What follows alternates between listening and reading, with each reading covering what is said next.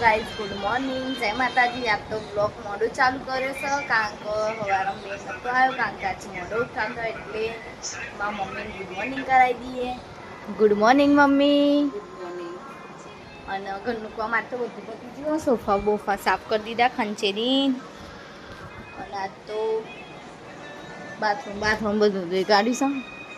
અને હજુ હુકાઈશ બાથરૂમ, હુકાય એટલે પોતું મારી દઈશું. ઓકે, હજુ પાણી નહીં આવે, પાણી ભરવાનું બાકી. હવે તો આરોન પાણી પીએ ગાઈસ, પણ ખાલી રસોઈ કરવા માટે ને તે નળી ભર લાવીએ. બાકી તો મારા ઘેર આરો છે. માટલી જેવી ડિઝાઇનર્સ, ડિઝાઇનવાળી માટલીમાં આપેલા હતા. દીવાબત્તી એ થઈ જઈ ચાંદની વહેલી વહેલી આપતો કારણ કે આજ તો મોડું બહુ થઈ જશે ગાઈસ. સાતમ આઠમે ચો ફરવા જવાના કોમેન્ટ કરજો બધા. ઓકે, અમે તો ચોય જવાનું નહીં પણ તમે જજો. ઓકે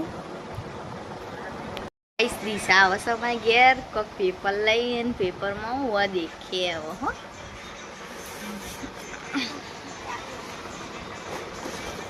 દેખો ગાઈસ, ડ્રો કર્યું. પેલું નીચે કરી આમ દે આવી દોરી યાદ રહ્યો ને તે મોટો થયો તે પાપા કે એ હાલ લાગે. દેખો ગાઈસ, દિશાએ મોટો મોટો દોરી દીધો, નેનો નેનો દોર્યો તો પણ ના મજા આવી એટલે મોટો મોટો. અને પાસ સ્કેચ પેનથી કરે ને સરસ દોર્યા. અને દોર્યા દિશાએ કેવા દોર્યા કોમેન્ટ કરજો. દેખો ગાઈસ, આ દિશા છે એને આ રહ્યા ડ્રો કરે. હજી કના નહીં મારો પ્રોજેક્ટ દેખ લઈને ગઈ પિકા તહેવાર આવે એટલે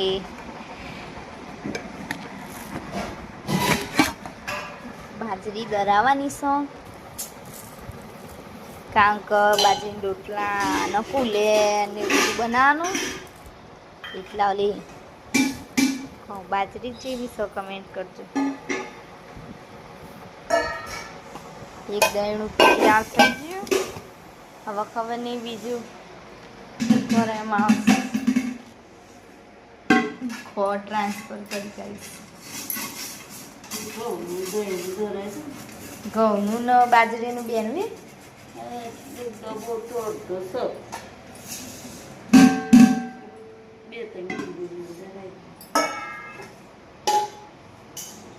ગાઈસ, બી તહેવારમાં વખો ના પડે ને એટલા માટે અમે વહેલા વહેલા દોરાવી દઈએ. નાનો લોટ છે બા ઢોકરો ને આજ પલાળું જ ઢોકરો. છાસ બનાવી દેવાની બપોરે. હા, દહીં પડી હોય ને, દહીં પડ્યું છે ઘણું બધું. આટલું દહીં ના ચાલો હશે ને હોતો નહીં. ખાટું હોય તો દહીં હોતું નહીં.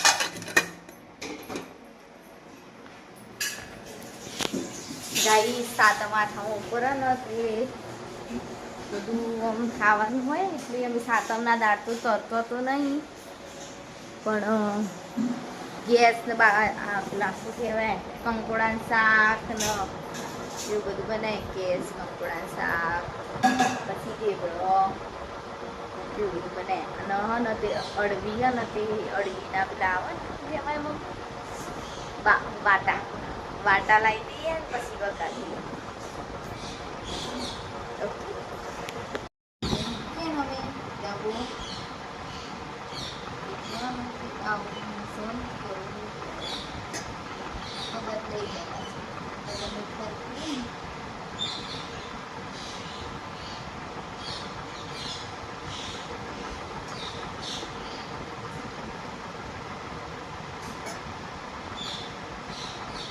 મિનિમમ લખી દઉં છું. મમ્મી લેવા મૂકવા જઈશ.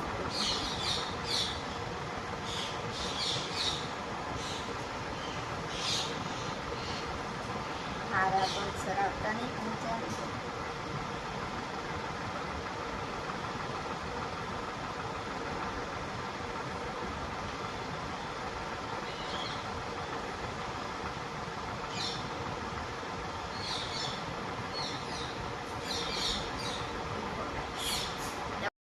મૂકવા જઈએ ને એટલે આવું કરી દઈએ એટલે અમારો ડબ્બો બદલાય જ નહીં. દેખો આના ઉપર એસ કરી દીધું ને આના ઉપર સોનલ લખી દીધું છે. એવું લખ્યું ગાઈસ. તમે આવું કરો છો કમેન્ટ કરજો. અને મારા બીજા ડબ્બા ઉપર તો મારું નામ લખેલું સ્મિકા. સોન આ બધું હું જ કરું. આવું ચિતરવાનું તો મમ્મીને પાકીટમાં આટલી બધી ચિલ્લર નીકળી અને આ રે ડબ્બામાં ભેગી કરી દેખો ગાઈસ છે ચિલ્લરનો તો ઢગલો. અમે તો એક આખો ગલ્લો ભર્યો હતો ચિલ્લરોનો. પણ હવે નહીં, હવે આઈતના ડબલામાં ભરીએ કારણ કે કાટ આવી જાય પડે પડે આઈતના સિક્કાઓનું.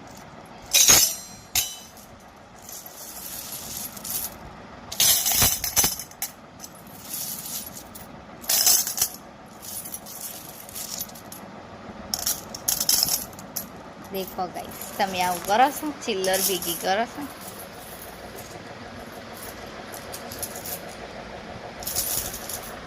પ્લેન પૌવા બનાવ્યા છે. રોજ અમે તો પ્લેન બનાવ્યા કારણ કે મારા દાદા ખાય છે એટલે ઇવન બટેકા નહીં પાવતા એટલે પૌવા સાદા બનાવી દીધા છે.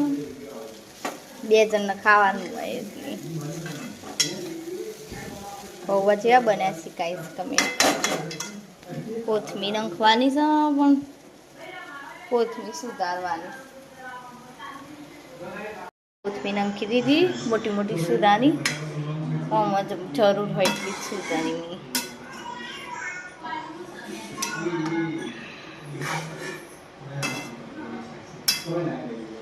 દેખો ગાઈસ મેં ચા બનાવી છે ચકાચક ચા અને ઢોકળો મુકાય છે. એક ડીશ થાય ને એક ડીશ કાઢ. એક ડીશ મૂકવાની એક ડીશ થાય. મરચો ફ્રાય કરવાનો છે ને આ ઢોકળા હતા તૈયાર થઈ જશે. અને ચેક ચક્કુ ના રખાય. થઈ ગયું.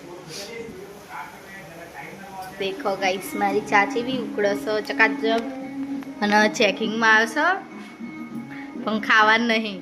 એમાં મમ્મી ઉતારશે અને તાપ થઈ શું રસોડા હજુ તો દૂધ ગરમ કરવાનું છે. ચા બનાવી દૂધ ગરમ કરવાનું. મરચા બાજુ રોટલો ખાવાનું. ઢોકળા મરચા રોટલો મમરા ચેન ફ્રાય બધો ખાવે જ.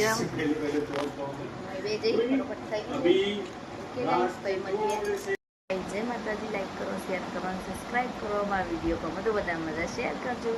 ટાટા બાય.